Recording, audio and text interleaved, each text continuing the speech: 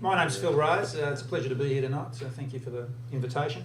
I was an architect with the Government Architects branch for 40 years. I was born and raised in Manly, and I caught the ferry across to Circular Quay for 40 odd years, and I made, I think it was 20,000 ferry trips. So I have witnessed a lot of changes in the ferries over that period, which is only a small part of the overall story. As you can see, the ferries are a major part of the growth of Sydney, and while I was putting together the presentation, I realised a number of broad themes that started to come through from the talk.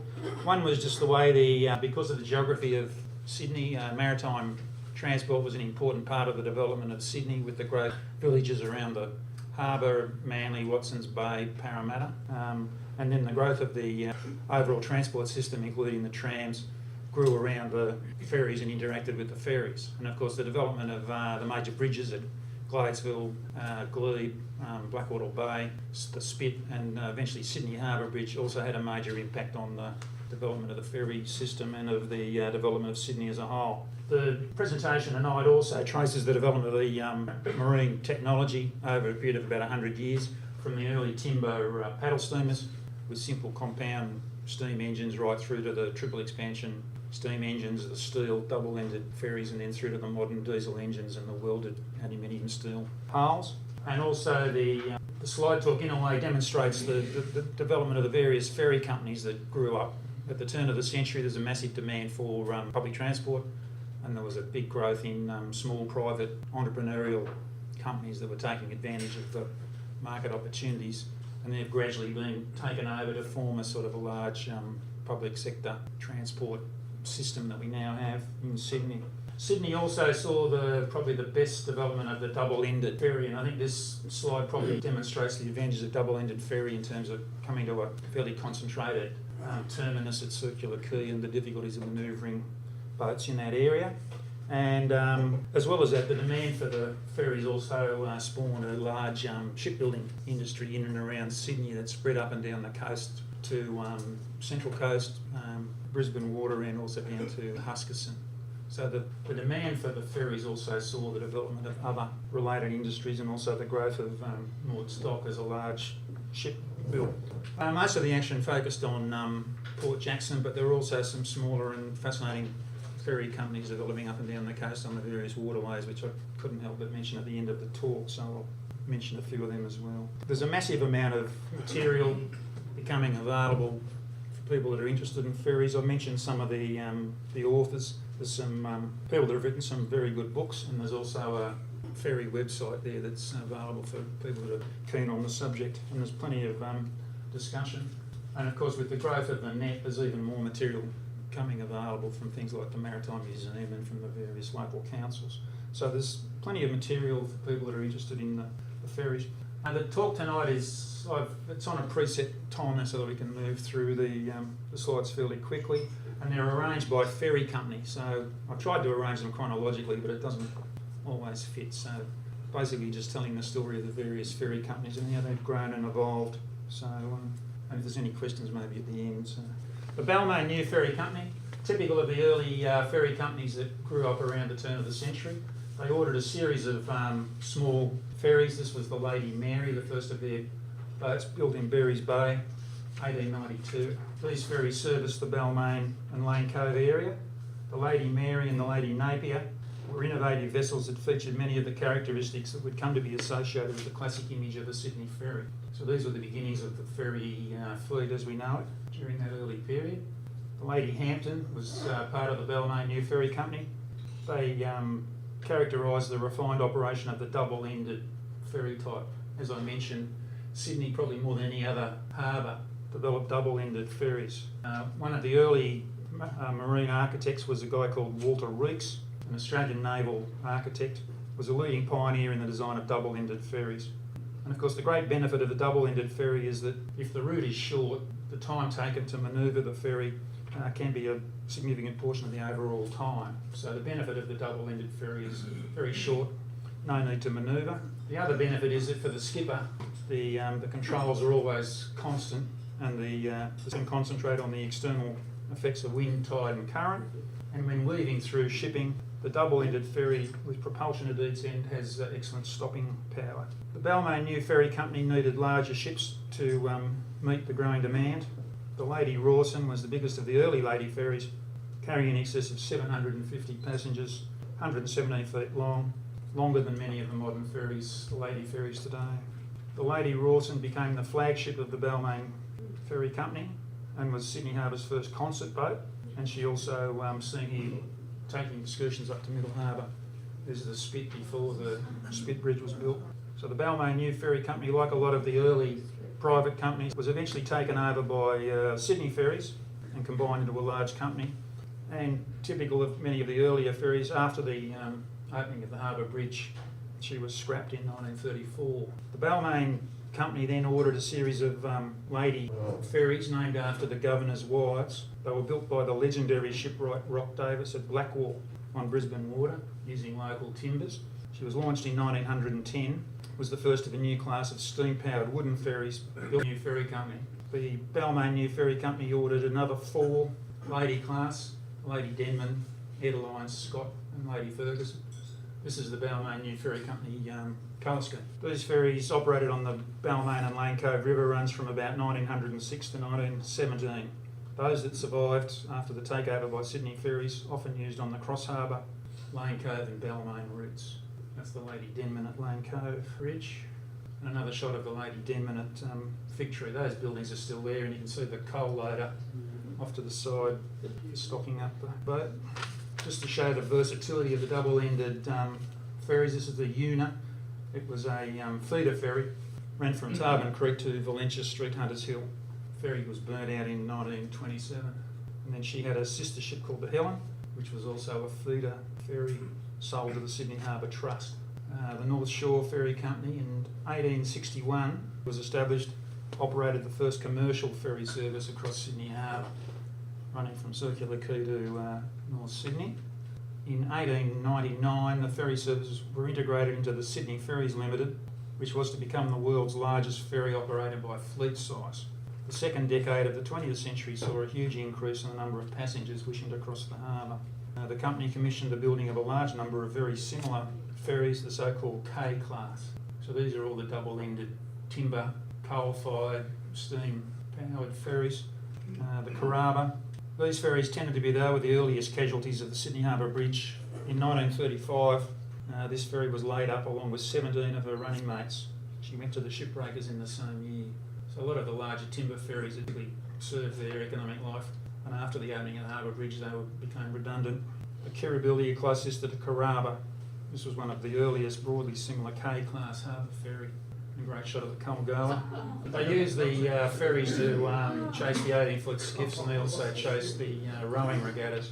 Karamia was one of the later ferries of this class and one of the biggest, withdrawn in 1932, laid up in the Navy's mothball fleet until 1953 when she was used for target practice. Kosciuszko, one of the ferries to survive the opening of the Harbour Bridge, and she was to have an adventurous life after retirement. Kookaburra, one of the early ferries. She operated a successful sideline in the 1920s as an excursion vessel, and by the 1940s was used to service the quarantine station, broken up in 1953.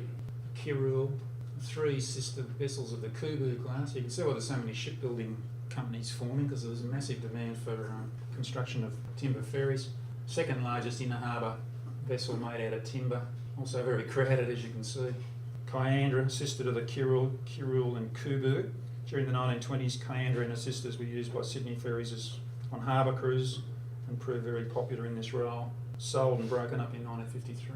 The Kubu survived the opening of the Harbour Bridge and was used on the Mossman Run while the Kangaroo was being converted to diesel.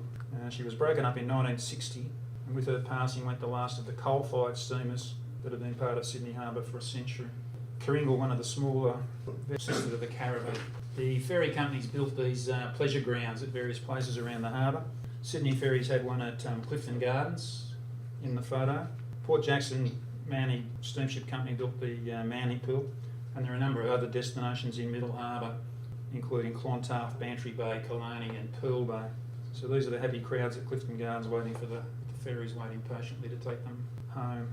The Manly Pool was constructed by the Port Jackson Company in 1930, generated heavy patronage destroyed by a storm in 1974 and not rebuilt.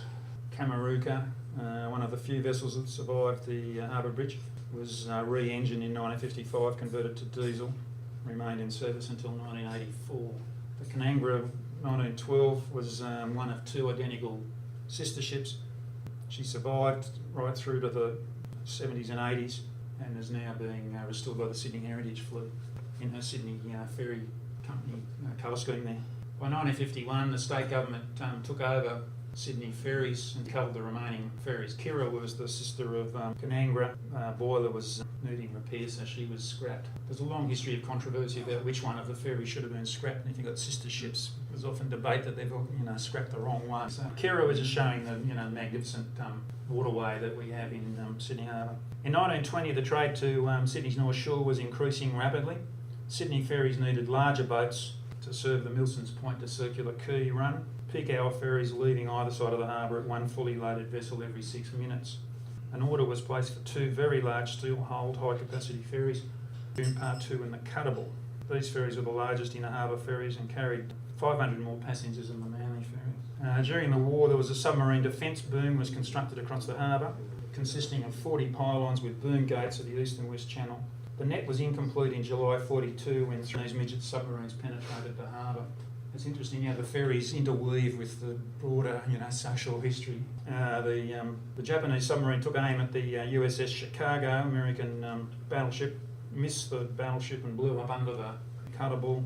21 sailors died in the attack. So the ferries didn't get to miss out on the war effort either. Another of the small ferry companies that were eventually absorbed into the Sydney ferries was the Watsons Bay and Eastern Shore Ferry Company, based around Watsons Bay. They had 4 ferries. The Greycliff was built on the Central Coast. It was one of the 4 ferries, the King Edward, the Vaucluse and the Wallara. These 4 ferries eventually absorbed into the Sydney Ferries Limited in 1920. It's the King Edward, the Captain Cook pilot boat in the background there, and the Wallara, which was designed for a possible run to Manly with the high bows and higher capacity. So it's interesting how the ferries evolved to suit the particular run, depending on the conditions that they were likely to encounter. Sydney's greatest maritime disaster occurred on the 3rd of November 1927 when the Royal Mail steamer Tahiti collided with the Watsons Bay ferry Greycliff off Bradley's Head. The Tahiti's sharp steel bow burst through the wooden ferry like an axe. Terrified passengers fought to escape. Cold water found the Greycliff's furnaces. With a roar, the bow heaved as the boiler imploded. A great cloud of steam shot in the air, intermingled with flying pieces of timber. Water boiled and hissed as it closed over the ferry's pitiful remains. There's a diagram just showing that the Greycliff tended to cut the corner, and the Tahiti was travelling too fast to slow down. So there was a couple of inquiries into the cause of it. They were pretty non-committal about trying to sheet home the blame to either of the cases. In mere seconds, 40 people died aged from 2 to 81, swept to their deaths. It's a photo of recovering the Greycliff. If you're interested, the Greycliff's engines are in the Transport Museum in Auckland. Triple expansion engines using double-acting cylinders of progressively increasing diameter to divide the work into equal portions. So it's sort of typical of the engines used in a lot of the early steam ferries. 1922 saw the beginning of the construction of the Sydney Harbour Bridge. That would, when completed 10 years later, lead to the near evaporation of the world's largest ferry fleet. So this is the prime time for ferry watching, and you see the Wallara sitting in the distance there, and the ferry base at McMahon's Point that was then moved across to Miller's Point to McMahon's Point. Great shot of the Harbour Bridge under construction. So after the Harbour Bridge opened on the 19th of March 1932, ferry patronage dropped almost overnight, decreasing from 30 million passengers per year to 13 million passengers per year. And the casualties of the Sydney Harbour Bridge in 1935, 18 ferries looking for a buyer. Many went to the shipbreakers in the same year. After the opening of the Harbour Bridge, there was a greatly reduced ferry fleet, many of them still dating back to the 1900s, and many of them still coal-burning, steam-powered ferries. From about the 1930s on, Sydney Ferries started converting the remaining steam ferries to diesel. The Lady Chelmsford in 1933 became the first to be installed with a Gardner diesel, giving her a speed of 10 knots. The Lady Chelmsford, at the end of her career, sailed down to Adelaide under her own steam. In 1951, the New South Wales Government responded to the financial difficulties being experienced by the Sydney ferries and took over ferry operations. It's Lady Denman in the Urban Transport Authority colour scheme. The Lady Edeline was unusual and she had only one propeller even though she was a double-ender, and she always had this slightly lopsided appearance. The Lady Edeline was the last wooden lady vessel in government service. 1984, all the old inner harbours ferries were retired. After being withdrawn from service, she collapsed into the mud at Parramatta River. A lot of them had sad endings. 1975, the Lake Illawarra smashed into Hobart's Tasman Bridge. The new ferry Lady Wakehurst, the Kosciuszko and the Lady Ferguson sailed to Hobart. In 1982, the Kosciuszko was being converted to a floating restaurant when she caught fire and burnt out. There's a long sad history of converting to floating restaurants that never quite happens. The Kooringal was one of the remaining wooden ferries operating in the Urban Transit Authority in the 1970s, and the steel-hulled Canangra sporting her public transit colour scheme. The Caribou had the misfortune of being the catalyst for the retirement of Sydney's wooden ferry fleets, although she was 92 years old and one of the oldest remaining ferries. There's a great photo of the Caribou was in the Great Ferry Race. It began to sink. She managed to get back to Circular Quay. The passengers got off. And a terrific shot of the floating crane recovering the Caribou. But that was the end of the wooden ferries. The Titan itself was sold and sank off New South Wales coast, another piece of maritime technology that we lost. The Koolyne was a prototype of a new group of 15 vessels, which they fortunately didn't build. 1956, New South Wales State Dockyard. She was popular with her crew, but not very popular with passengers. Remained in service until 1985 and was converted to a houseboat. In 1968, the state government embarked on a ferry building program. The existing fleet of inner harbour ferries were ageing. The first of 7 new Lady-class vessels was introduced. Lady Cutler was the first of the new era. The Lady Cutler's design and that of her sisters was quite different to the earlier harbour ferries, but clearly derived from the typical double-ended ferries that had been used for most of the century. So still kept the outdoor seating areas and the double-ended design. So the Lady Cutler was followed by 2 identical sisters, the Woodward and McKell, 2 bigger sisters, the Wakehurst and the Northcott, and 2 smaller twin funnel sisters, Lady Street and Lady Heron. It's interesting that they've still got the twin funnels with interesting connection back to those earlier twin funnel ferries. So the history just keeps on going around. The Lady Heron ran the Middle Harbour cruise for some years until there were so-called ferry shortages, put an end to the service. Just prior to the bicentennial in 1988, 9 medium-speed catamarans for harbour and river use were ordered from Carrington's at Newcastle to be delivered as a bicentennial project. The new ferries became the First Fleet class, missing 2 of the original First Fleet names, Prince of Wales and Lady Penrhyn. The First Fleeters have become the backbone of the harbour service for many years. The First Fleet ferries introduced the almost total conversion from monohulls to catamarans on the inner harbour, and they've got the advantage of being able to turn in their own length, so they're quite manoeuvrable. So that's the First Fleet class.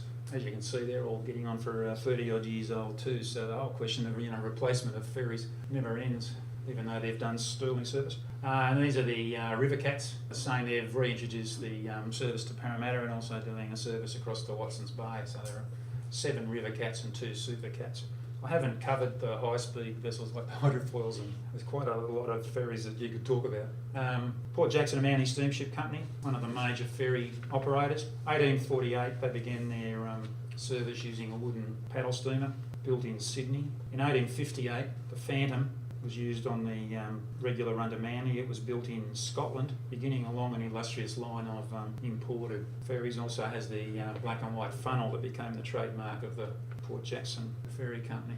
An early view of Circular Quay about 1880s with the wooden paddle steamers and still using sailing ships still in their prime. So in the 1880, Port Jackson Steamboat Company increased their fares and a rival company sprang up offering cheaper deals. The Manly Cooperative Steam Ferry Company, as I was saying, the entrepreneurial companies prepared to take any business opportunity. By 1896, neither company was turning a profit, so they amalgamated into the Port Jackson Cooperative Steamship Company, and then in 1907 formed the Port Jackson and Manly Steamship Company, which was operated for another 67 years. In the 1890s, they ran a fleet of double-ended paddle steamers. PS Fairlight was the first ferry to introduce cushioned seats and closed-in saloons and carpeted floors. Came to Australia under her own steam from England. Worked for 30 years and ended up at Tangalooma near Moreton Bay. Paddle steamer Narrabeen, another of the double-ended paddle steamers. providing a very sort of effective service using the available technology, but pretty spartan for the people on the top deck. Port Jackson Company developed the slogan 7 miles from Sydney and 1,000 miles from care, and it was the ferries that transformed Manly from a scrub settlement into the jewel of the northern beaches. Prior to the construction of the Spit Bridge, there was a big demand for cargo and goods delivery, and this was the Narrabeen was converted to a freight vessel to deliver freight and goods to Manly. Early shot of Manly Wharf in the 1880s. In 1883, the Brighton was ordered from England. It sailed out from Scotland, had a 2-cylinder compound oscillating engine, was delivered after an 89-day voyage with numerous encounters with heavy seas. She was beached after a collision but subsequently repaired and withdrawn in 1916. There's some great material available. I mean, that's a terrific shot of the 2 paddle steamers at Manly Wharf. With the development of the Pinburrough class ferry, the days of the paddle steamers were at an end, and the Brighton was sold to Burns Philp in 1916 and taken to Port Stephens for use as a storage ship. She was mostly intact up until 1973 when scrap metal merchants stripped much of the steel. A wreck can be seen at the Duck Hole at Port Stephens. I just wanted to slip a little kayak in there just to show that I've been out there. You can still see the whole shape of the paddle steamer quite clearly. This is the Port Jackson depot at Carraba Point during the paddle steamer era. You can see 3 of the paddle steamers moored there. In the 1890s, there was a number of double-ended screw steamers were constructed for the Port Jackson Company, designed by Walter Reeks, the innovative naval architect in Sydney. This was the Manly of 1896. It was the first double-ended ferry with propellers instead of paddle wheels, a wooden hull which allowed the long propeller shaft to get out of alignment. The Manly retained the paddle steamer style of wheelhouses around the funnel. The Coringai, once again, was designed by Walter Reeks and was built of steel and iron frame at the Balmain works of Mortstock. The Coringai, with her camber keel, one of Reeks' experiments to reduce the resistance of the forward propeller, that gave her unpredictable handling qualities. During the 1920s, several of the ex-Sydney steamers were bought by Newcastle ferries, including the Coringai in 1928. The Coringai carried out excursion trips to Morpeth and up the coast to Port Stephens. Her remains can be seen at very low water on the southern shore of the Hunter River at Hexham. That's for the really keen ferry buffs if you want to go and find that one. The Pinburrough, one of the first of the 6 B-class ferries built by Mortstock Balmain between 1905 and 1922. The Pinburrough was developed from Walter Reeks' design of the Coringai, but her bridges were placed at opposite ends, making her the first traditional Manly ferry. So in 25 years, the Pinburrough carried more than 30 million passengers in 98,279 trips across the harbour. You've only got to sit on the harbour side and see the ferries plodding back and forth every day to realise how many trips they make. In 1933, she was also sold to go to Port Stephens to act as a timber store ship. Her engines were removed and she was taken to Port Stephens for use as a store vessel. In World War II, the US Navy acquired her and towed her to New Guinea for use as a store ship.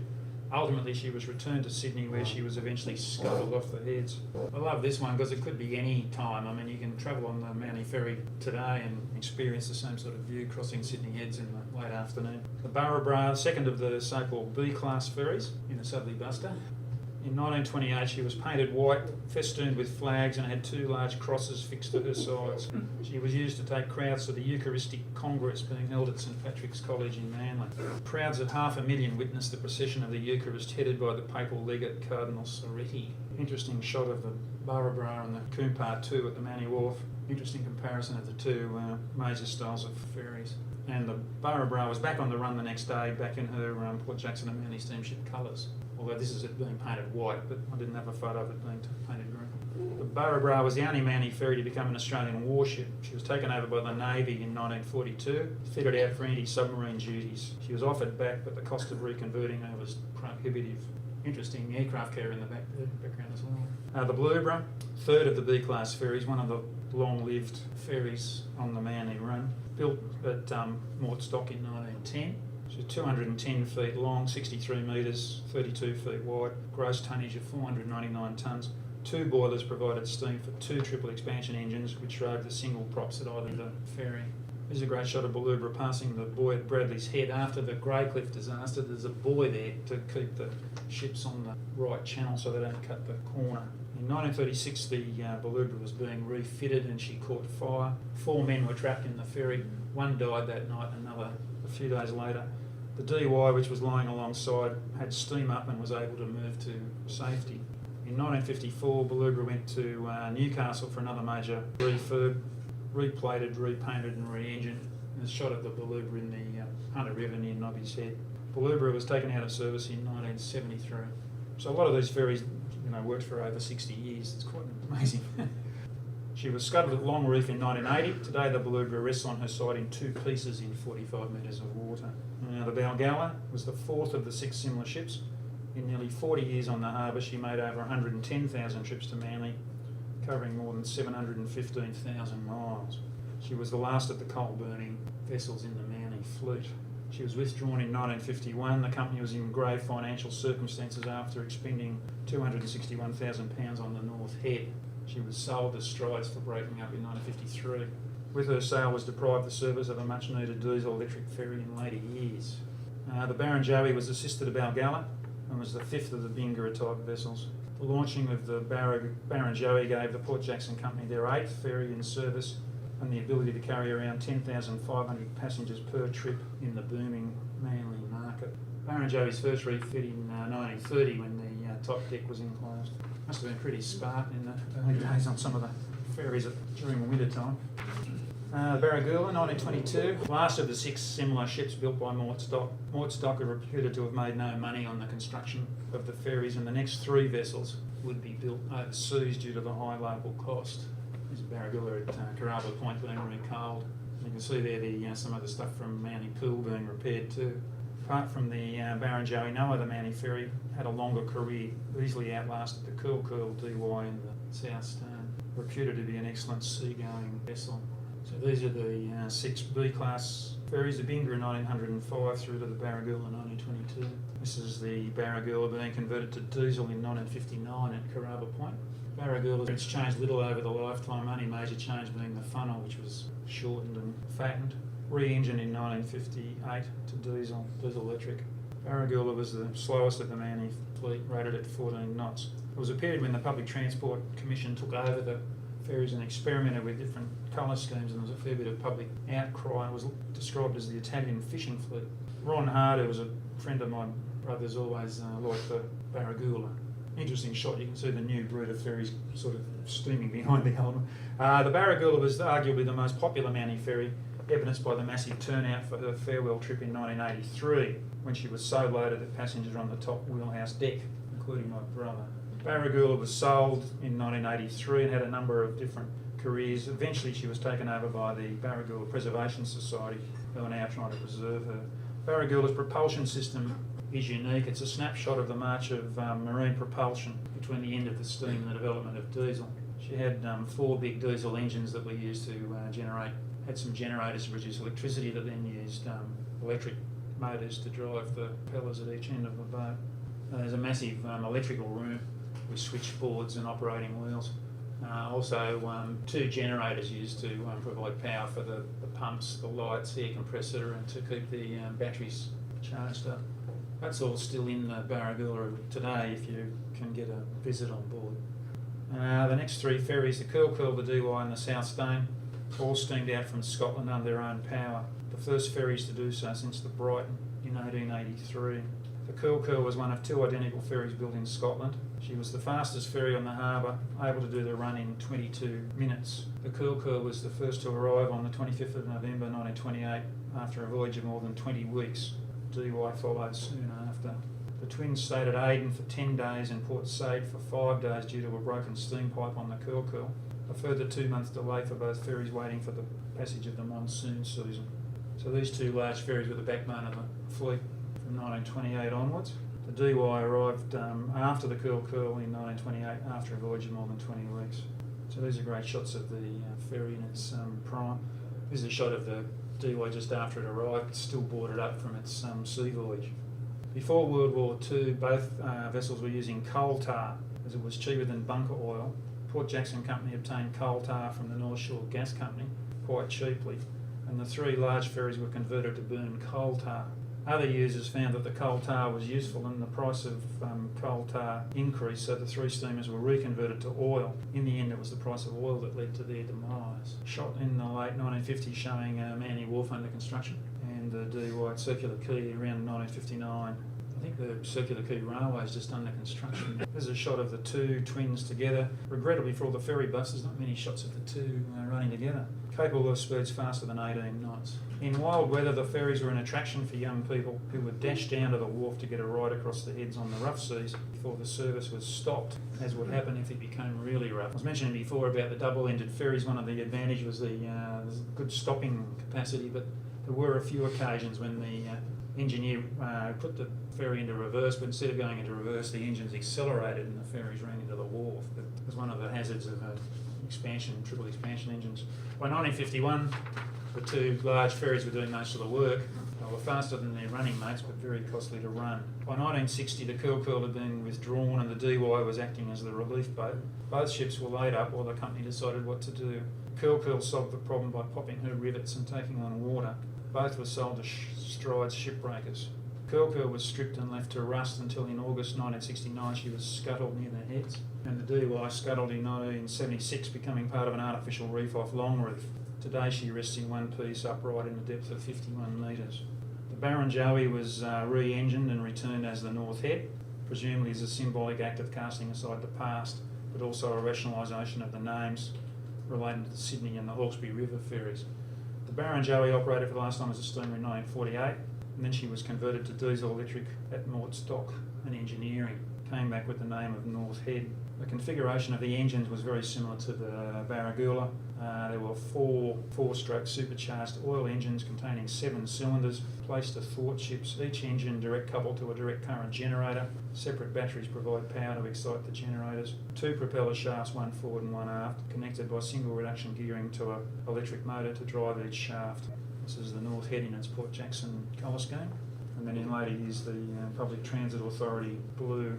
In 1987 she proceeded under her own steam to Hobart to begin a new career as a floating restaurant and repainted into the Jackson colours. To have a look at it. Her career as a floating restaurant was unsuccessful and she was sold went to Port Douglas to also become a floating restaurant. That also failed and she was sold to a private owner where she now rests in Cairns. The South Stain was built by Henry Robb and Company of Leith, Scotland, from the same shipbuilders as the Titanic. A maximum passenger capacity of 1,871. She was powered by Harland & Wolff 4-cylinder triple expansion steam engines, and the boilers could use either coal or other fuels. She could exceed 17 knots. There's a big debate because the DY and Curl are slightly faster. This is a great shot of the South Stain after its trip out from Scotland, still boarded up, 1938. And there was some talk on some of the websites that the Port Jackson Company were considering ordering 2 vessels, and the second one would have been the North Stain, just to add to the confusion.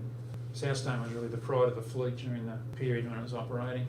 Interesting shot before the Circular Quay Railway was built. Interesting contrast between the design of the South Stain and the DY there. South Stain was the grandest Manly ferry ever to grace Sydney's waterways and was everyone's favourite as she plied her trade from 1938 to 1974, crossing the heads more than 100,000 times. So the period up to the World War II was the great age of Manly ferries. 7 vessels in the fleet in 1938, Balgalla, Burracuda, Barracuda, Ballubra, Barrenjoey, DY, Curl and South Stain. Huge demand for public transport before the sort of growth of private car ownership. The South Stain was licensed to sail outside the heads and from 1953 to 73 made regular trips to Broken Bay on Sundays. The South Stain gave many Sydney-siders their first experience of an ocean cruise. It's shot here sailing down Cowan Creek. So South Stain cut through the harbour for more than 35 years. She was the last steam ferry left on the harbour when the DY went out of service in 1968, sitting beside the Ballubra there.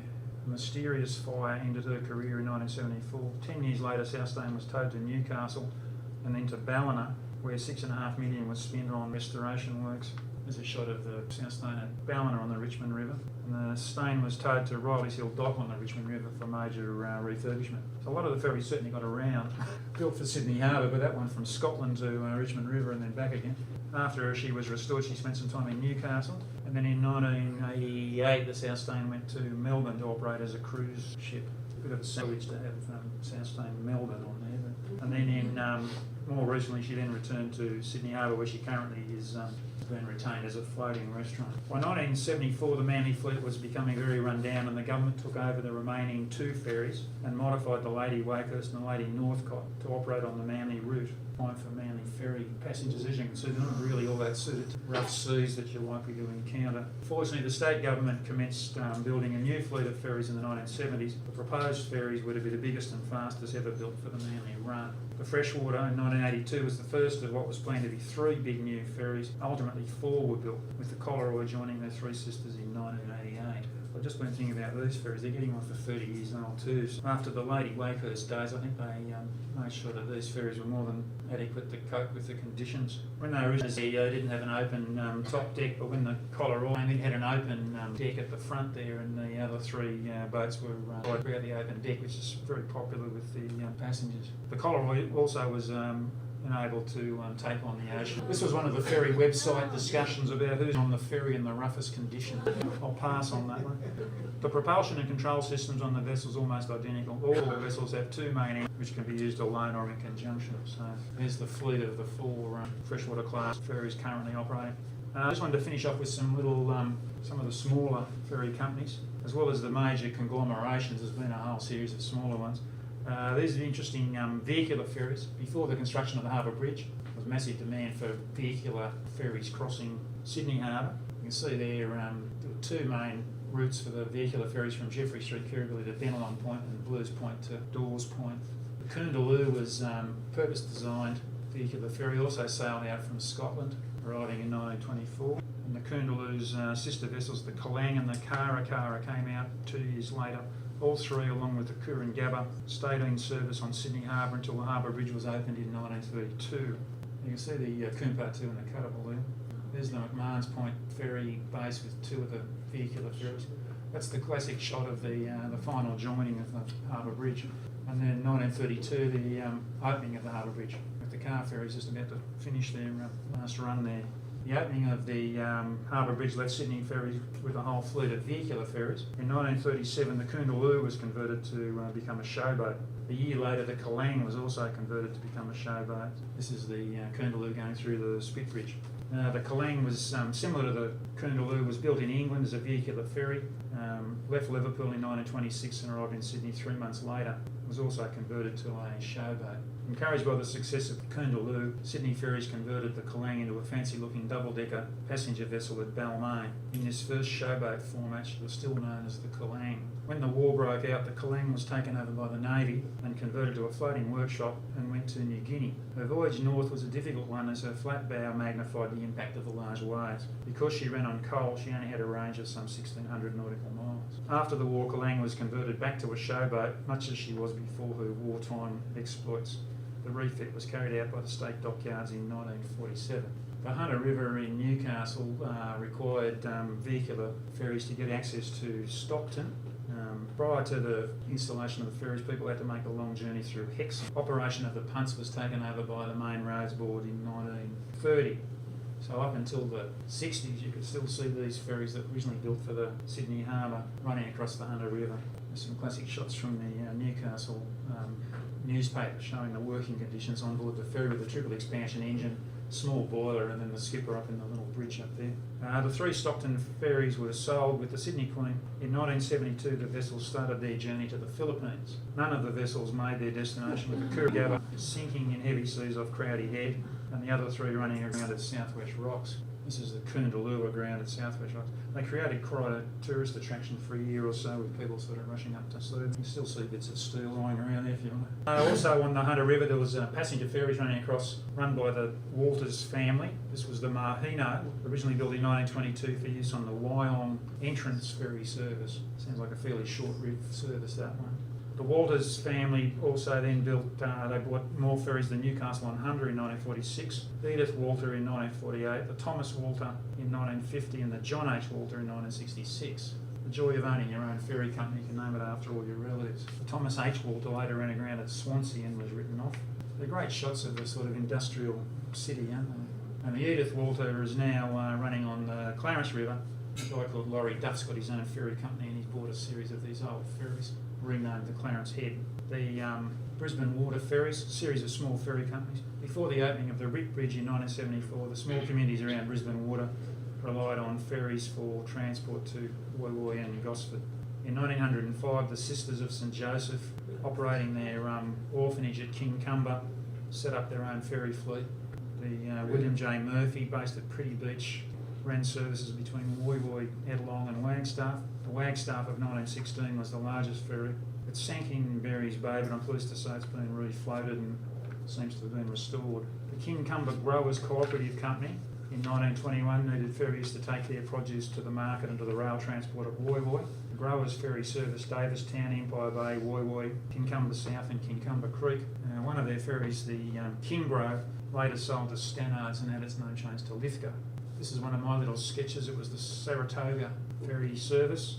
One of their boats, the Awaroa, later renamed the Barracuda Star. The Port Jackson Company ran a fleet of small ferries in Pittwater and Broken Bay. In 1943 they bought the Curralong estate that's now become quite controversial, and they ran ferry services from Palm Beach to Patonga and from Brooklyn across to Patonga.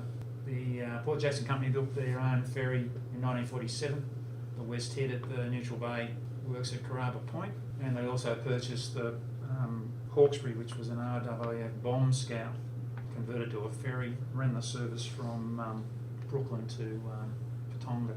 Just talking about the stuff on the net, there's fantastic photos just recently on the Ferries of Sydney website of these ferries in the 1950s running around fantastic waterways of on the Pittwater there. This is the West Head. It's now running as the Little Gem at Williamstown in Melbourne. Many of these ferries had a whole lot of different lives over their lifetime.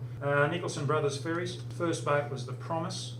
Over the period of the operation of the company, over 40 vessels with the prefix Pro. The Pro Long was originally a riverboat on the Clarence River and converted to use on Sydney Harbour. The Pro Claim is now part of the Rossman Ferries service owned by Noakes Shipyard and has been restored. And the Provide, which went to Western Port Bay in Victoria and was destroyed by fire.